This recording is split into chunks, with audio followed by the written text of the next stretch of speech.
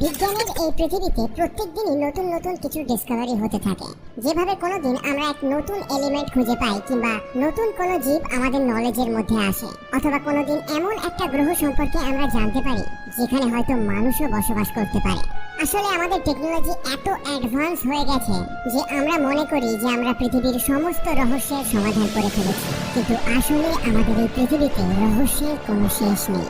আজকে আমরা আমাদের পৃথিবী সম্পর্কে এমন কিছু মিস্ট্রি সম্পর্কে জানব যাদের উত্তর বিজ্ঞানও আজও পর্যন্ত দিতে পারেনি। তাহলে চলুন জেনে নেওয়া যাক the greatest unsolved mysteries in the world সম্পর্কে। Number 1, the underground mysteries. এই ভূপৃষ্ঠের নিচে কি আছে সেটা কেউই জানে না, তবে আমরা জানি যে ভূপৃষ্ঠ এবং তার একটু ভেতরে কি আছে, আর শুধুমাত্র এইটুকুই আমরা জানি। কিন্তু এখানে কিছু মানুষ বলবে যে ভূগর্ভের ভেতরে কি আছে সেটা তো সবাই জানে, ছোটবেলায় ভূগোলে তো সবাই পড়েছে, আর ভূপৃষ্ঠের নিচে তো পেট্রোল, কয়লা এবং বাকি সমস্ত মিনারেলস পাওয়া যায়। কিন্তু আপনার এটা জেনে নেওয়া দরকার যে এই সমস্ত কিছু অনেক কম গভীরতাতেই পাওয়া যায়। আমি সেই জিনিসটার কথা বলছি যেটা এরও অনেক গভীরে আছে। বিজ্ঞানীরাও একসময় ভেবেছিল যে এর নিচে আরো কি কি থাকতে পারে, আর এটা জানার জন্যই তারা একটা গভীর গর্ত তৈরি করেছিল যেটা প্রায় 12 কিলোমিটারের ছিল। কিন্তু আপনার জেনে আশ্চর্য হবে যে মাত্র 12 কিলোমিটার গভীর এই গর্তটাই পৃথিবীর সব থেকে গভীর গর্ত। হ্যাঁ, আপনি ঠিকই শুনেছেন, আজও পর্যন্ত মানুষ 12 কিলোমিটারের থেকে বেশি গর্ত খুলতে পারেনি।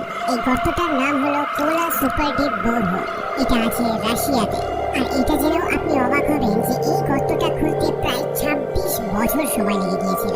কিন্তু আপনাদের মধ্যে অনেকে এটা ভাবছে যে এই গর্তটা এর থেকে বেশি খোলা হলো না কেন? কেন শুধুমাত্র 12 কিলোমিটার খোলার পরে এই কাজটা বন্ধ করে দেওয়া হয়েছিল? এই প্রজেক্টটাকে তখন বন্ধ করে দেওয়া হয়েছিল যখন এই গর্তটা খুলতে খুলতে প্রায় 12 কিলোমিটার পর্যন্ত পৌঁছে যায়। তখন এর গভীরের তাপমাত্রা প্রচুর পরিমাণে বেড়ে গিয়েছিল। এটা সবাই জানে যে যত গভীরে আমরা যাব টেম্পারেচার তত বেশি বেড়ে যাবে, কারণ যত গভীরে আপনি যাবেন আপনি পৃথিবীর কোরের তত কাছে পৌঁছে যাবেন। 12 কিলোমিটার যাওয়ার পর টেম্পারেচার এত বেশি বেড়ে গিয়েছিল যে এই গর্তটাকে আরো বেশি খোঁড়া অসম্ভব হয়ে গিয়েছিল। এর থেকেও গভীরে যদি গর্তটা খোঁড়া হতো তাহলে গর্ত খোলার জন্য যে সমস্ত ইনস্ট্রুমেন্টগুলোকে ব্যবহার করা হয়েছিল সেটা মেল্ট করে যেত, মানে গলে যেত। আর এই সিচুয়েশনের মধ্যে কোনো ইঞ্জিনিয়ারই পড়তে চায় না, আর এই জন্যই এই প্রজেক্টটাকে বন্ধ করে দেওয়া হয়। বৈজ্ঞানিকরা শুধুমাত্র অনুমানই করতে পারে, কিন্তু ভেতরে অ্যাকচুয়ালি কি আছে সেটা কিন্তু কেউ জানে না। এই গভীর গর্তটাকে the deepest artificial point on earth বলা হয়ে থাকে। মানে এর নিচে কি আছে সেটা সত্যি কেউ জানে না, শুধুমাত্র আমরা অনুমানই করতে পারি। আমরা শুধুমাত্র আমাদের অ্যানালিসিস এবং থিংকিং দিয়ে কিছু থিওরি বের করতে পারি, কিন্তু 100% দাবি করে আমরা কখনোই বলতে পারবো না যে অ্যাকচুয়ালি এর নিচে কি আছে। সবথেকে কমন থিওরি যেটা আমাদের স্কুলেও পড়ানো হয় সেটা হলো আমরা শুধুমাত্র অনুমান করে নিয়েছি যে পৃথিবীর কেন্দ্রের মধ্যে এতগুলো লেয়ার আছে, যেরকম আর্থ ক্রাস্ট, আপার মেন্টাল, লোয়ার মেন্টাল এবং আউটার আর ইনার কোর।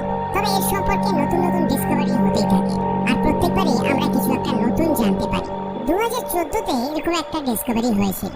এই ডিসকভারি অনুযায়ী আমরা যদি পৃথিবীর আরো গভীরে যাই তাহলে আমরা সম্পূর্ণ একটা সমুদ্র খুঁজে পেতে পারি, যেখানে হয়তো ভূপৃষ্ঠের উপরে থাকা সমুদ্রের থেকেও বেশি জল আছে।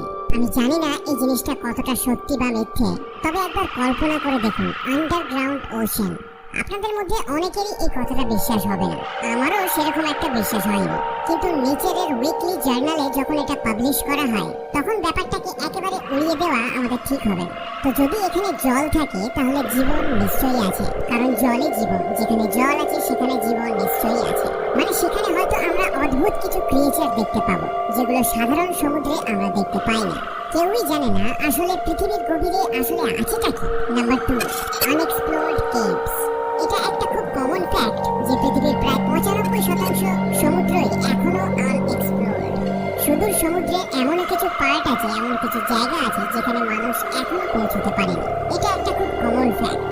ঠিক সমুদ্রের মতোই পৃথিবীতে এরকম লক্ষ লক্ষ কেভ মানে গুহা আছে যেখানে আজ পর্যন্ত কেউ পা রাখতে পারেনি। আর যে সমস্ত গুহাগুলো পাওয়াও গেছে সেগুলো অ্যাকচুয়ালি কাদের জন্য এবং কি জন্য বানানো হয়েছিল সেটা আজও পর্যন্ত কেউ জানে না।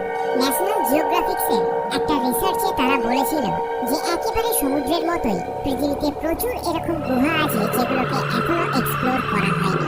প্রায় 90% গুহা এখনো পর্যন্ত আনএক্সপ্লোরড হয়েই আছে। আমেরিকাকে আপনি বলতে পারেন যে পৃথিবীর মধ্যে সবথেকে এক্সপ্লোরড জায়গা, মানে আমেরিকার বেশিরভাগ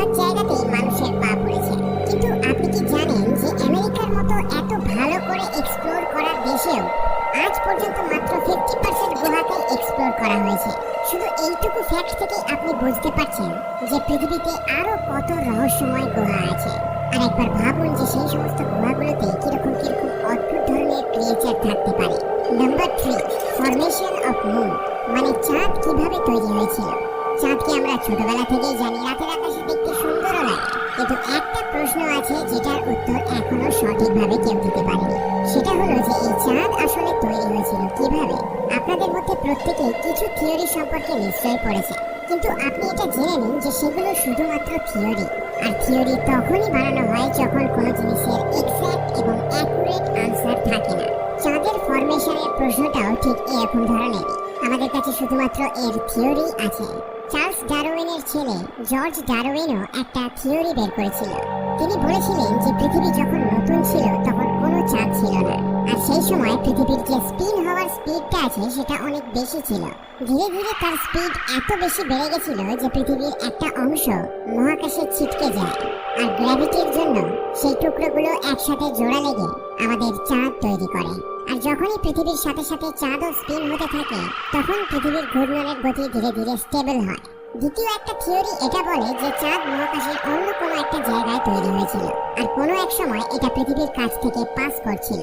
সেই সময় পৃথিবীর স্ট্রং গ্র্যাভিটির জন্য চাঁদ পৃথিবীর অরবিটের মধ্যে এসে পৃথিবীর সঙ্গে ঘুরতে থাকে, আর আজও চাঁদ একইভাবে পৃথিবীর চারদিকে ঘুরছে। সবথেকে পপুলার থিওরি হলো জায়ান্ট ইম্প্যাক্ট হাইপোথিসিস। এই থিওরি অনুযায়ী কিছু লক্ষ বছর আগে কোনো বড় একটা অবজেক্ট পৃথিবীর সঙ্গে ধাক্কা খেয়েছিল, আর এই ইম্প্যাক্টের জন্যই যে যে অংশগুলো পৃথিবী থেকে ছিটকে মহাকাশে চলে যায় সেগুলোই মহাকর্ষ বলের প্রভাবে এক জায়গায় এসে জমাট বেঁধে চাঁদ তৈরি করে। কিন্তু আপনার হয়তো মনে হচ্ছে যে এই থিওরিগুলো তো একে অপরের সঙ্গে ম্যাচই করে না। কিন্তু বন্ধুরা, বিজ্ঞান এরকম ভাবেই কাজ করে। যে সমস্ত আনএক্সপ্লেইনড জিনিস আছে তার জন্য বিজ্ঞান শুধুমাত্র থিওরি দিতে পারে।